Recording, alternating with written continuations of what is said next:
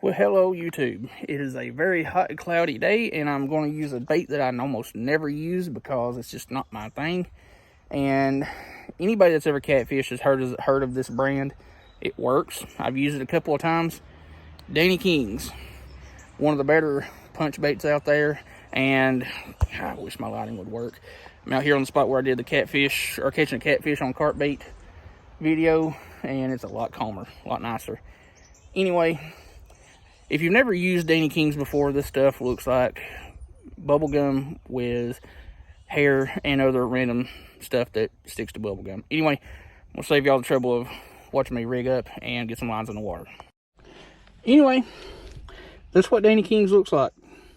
Meat, bubblegum, and hair.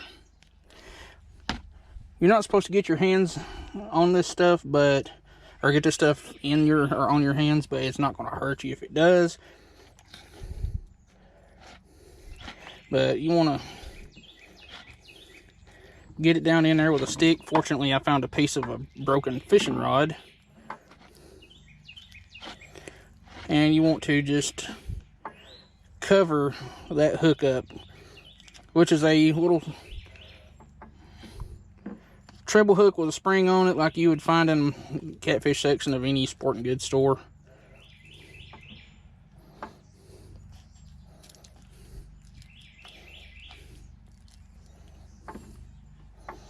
And that'll be good enough. It wouldn't hurt my feelings if it got windy, because it is hot right now. And of course, me being me, I'm wearing a dark colored shirt and it being super hot out.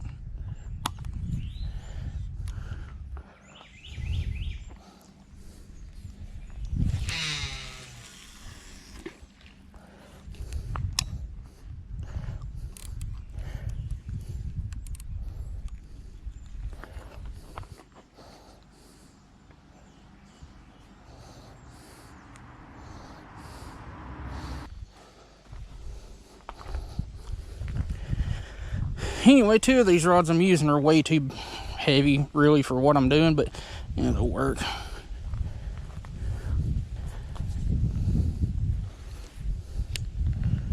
But I'm only using a 2-ounce sinker because I don't need a lot of, wow, I wish I brought a cast net. That's a lot of shad. There's a lot of shad right here.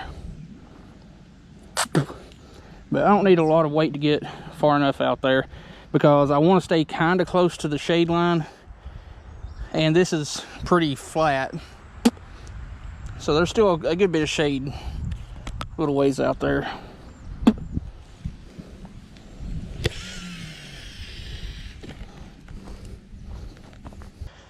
This stuff is usually a lot thicker than it is, but it is like 90 degrees right now, so it's a little bit thin.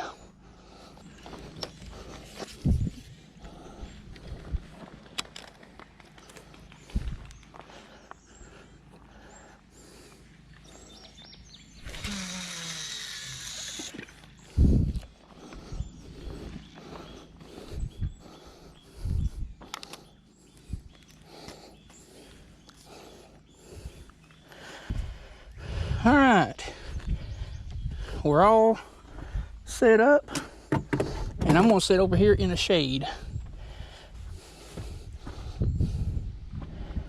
And that breeze feels good. If you've never used punch bait like Danny King's or Secret 7 or any of the other nasty baits like that, you'll want to use a treble hook, either just bare or with a spring on it, because this stuff doesn't hold the hook even when it's a little bit more solid. So that little spring that's on either the J-type hooks or a treble hook will hold the bait quite a bit better. And those springs are usually soft enough that, you know, when a fish comes along and picks it up, that it'll move out of the way.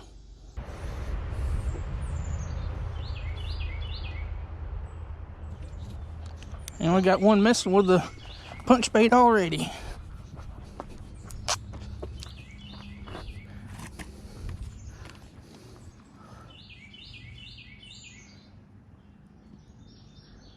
Ah, come on back for it.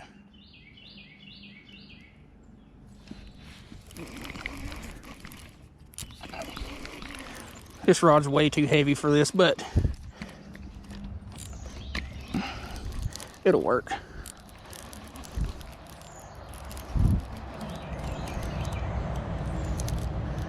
A scrappy little fart.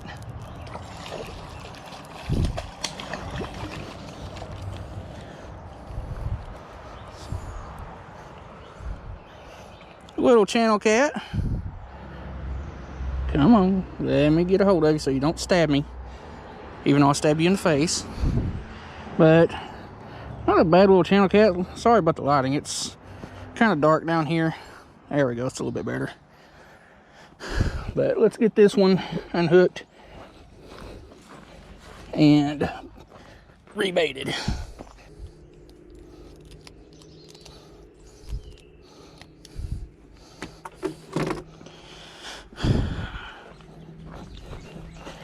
That took longer than it should have. That's one reason why I don't like using treble hooks.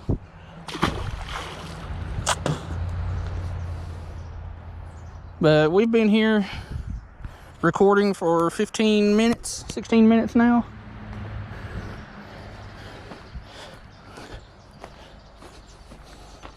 And juicy.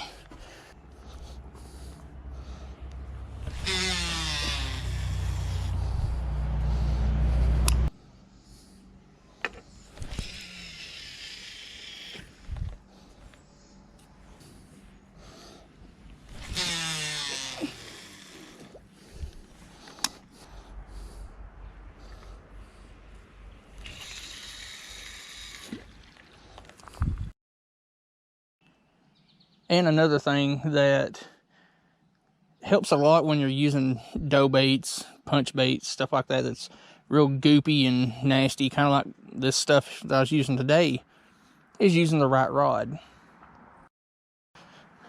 This rod here, that is a Big Cat Fever medium power rod, not designed for throwing punch bait. It's just too stiff and will make it that much easier to just throw it off the hook during a cast.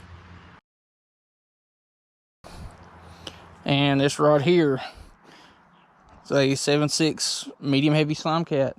Again, just too stiff of a rod for throwing punch baits. You want to throw it off the hook a lot easier, which I did several times. And then there's this rod here, which is actually designed for throwing light stuff like punch baits and whatnot, dough baits or whatever. It's a Rip and Lip Super Cat Legacy 7/6 medium light. You know, the lighter the rod, really the better.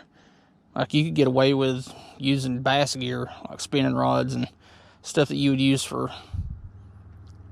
bass fishing, throwing punch baits, and would be much better suited.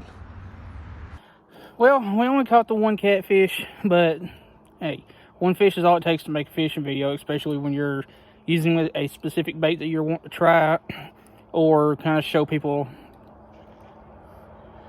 Go figure, I get all my stuff in and the carp start jumping. But anyway, Danny King's Team Catfish Secret 7 or Sudden Impact, any of the pack baits, punch baits, whatever you want to call them, work.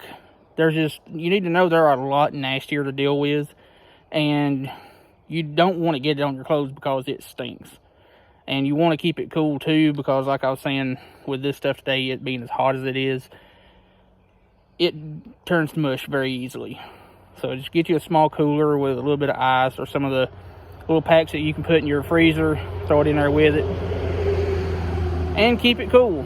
That way it'll stay on the hook better when you cast, and use the right rod. One of the three rods that I had with me was the only rod that was really rated for this kind of bait. The other two, the Big Cat Fever and Slime Cat, just ain't the type of rod you want to use with punch bait, because it makes it that much easier to sling it off the hook being a stiffer rod. You know, your bass gear like spinning rods or whatever, or a very light catfish rod like the Rip and Lips medium light would be much better suited. Anyway, hope you like this really short video. We'll see you in the next one. Also, you want to keep you some water and some soap or some wet wipes to wash your hands off if you do by some chance get that stuff on your hands, because it does stink. Can't say that enough. It stinks.